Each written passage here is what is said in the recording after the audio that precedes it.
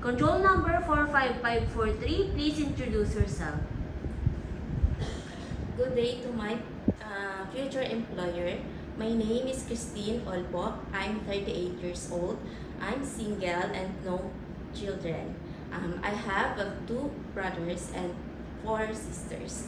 And I am a third from the eldest in the family.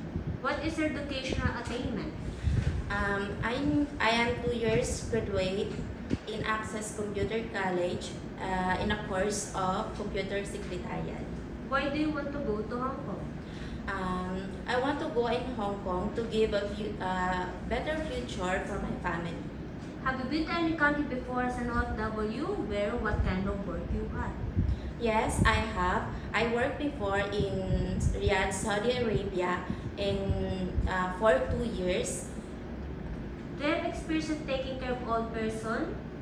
No, ma'am, but I'm willing to learn. Do you have experience in taking care of newly born babies and children? What can you do for babies? Yes, I have. I make them taking a bath, make them healthy food to feed, change their diaper and clothes. Aside from your daily household works, what other special skills you can do inside the house?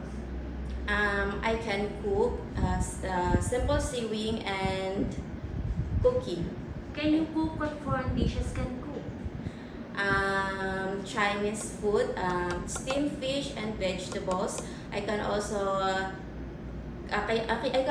cook Filipino food like menudo, sinigang and adobo. Describe yourself as a housemaid. What are characteristics your employer would like you? I am reliable, responsible, consistent, and a hardworking person. During misunderstanding with your employer, what do you do?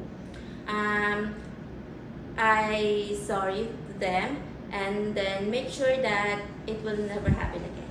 Describe relationship with your past and present employer. How do they treat you? My relationship in my previous employer was good and we keep in touch until now. Message for your future employer in Hong Kong.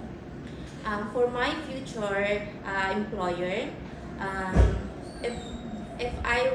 if you choose me as a domestic helper in your family, I will do my best to serve your family, and I promise that I finish my contract for 2 years and more.